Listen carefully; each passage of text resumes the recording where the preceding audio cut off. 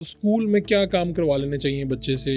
अब बेस वगैरह नहीं बनती बच्चों की, तो आपके ख्याल में क्या प्रैक्टिस होनी चाहिए कि वो इंग्लिश उनकी बेहतर हो जाए, वो बोल भी सकें, वो पढ़ भी सकें? बेसिकली पता है क्या है, जहाँ तक इंग्लिश का ताल्लुक है ना, स्कूल्स कॉलेजेस में हम इसको लेते हैं एज अ सब्जेक्ट। जी, ठीक है, हम उसको एज अ लैंग्वेज नहीं लेते।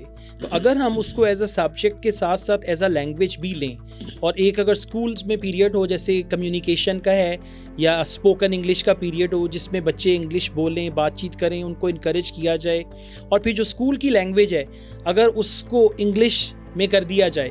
अब जैसे आइसलैंड है, आइसलैंड में जो स्कूल कॉन्वर्सेशंस हैं वो ज़्यादातर इंग्लिश में होती हैं। आइसलैंड की जो लैंग्वेज है वो लैंग्वेज ख़तरे में चली गई है सिर्फ इस वजह से कि जो उनके नए बच्चे हैं वो प्रेफर करते हैं लैपटॉप्स, कंप्यूटर्स को, और उस पर इंग्लिश, और वो इंग्लिश में ज़्यादा कंफर्टेबल हो गए। तो ये कंफर्ट लेवल है आपका। तो अगर स्कूल लेवल पे हम लोग इंग्लिश को as a means of communication, और फिर हम ट्रांसलेशन से बाहर आएँ। मतलब एक मैंने स्पेनिश का ना एक कोर्स खरीदा, उस कोर्स का नाम था थिंक एंड टॉक स्पेनिश। उसमें कहीं पे कोई सेकंड लैंग्वेज नहीं, पूरी वो एक पूरा प्रोग्राम था टोटल स्पेनिश।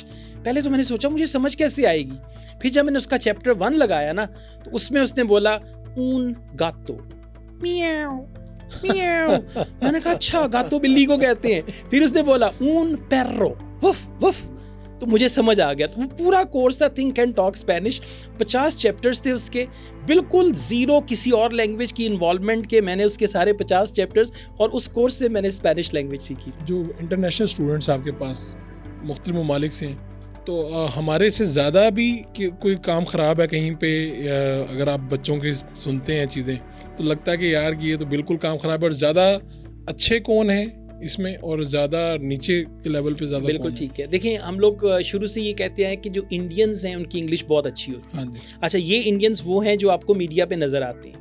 इसी तरह हम लोग अगर कोई पाकिस्तानी अच्छी इंग्लिश बोल रहा है तो देखने वाला ये कहे पाकिस्तानियों की इंग्लिश बहुत अच्छी है। तो ये जो काम ख़राब की बात है ना, ये जितने भी डेवलपिंग कंट्रीज़ हैं ना, मतलब मेरे पास जो टॉप 5 कंट्रीज़ हैं उसमें है पाकिस्तान, इंडिया, बांग्लादेश, नेपाल, श्रीलंका।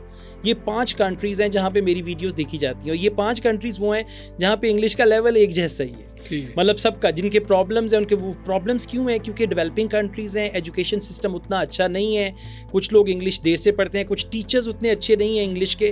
तो ये लोग जो जब आइल्स में आते हैं तो इनको काफ़ी एफर्ट करना पड़ती है। तो मतलब खुशी होती है देख के कि हाँ, हमारा अकेले का ऐसा हाल नहीं है, और भी कंट्रीज़ हैं जिनका इसी तरह ये तो फिर इंडिया वाली तो एक परसेप्शन बन जाती है जो मीडिया पे लोग ज़्यादा आ रहे हैं, उस वजह से बनी हुई है। और हमें लगता है कि वहाँ पे आम छोटे बच्चे भी इंग्लिश ही बात करते हैं, हालांकि इतनी बड़ी आबादी है, हमें ज़रूरी नहीं कि जो नज़र आ रहा है वही हो रहा हो।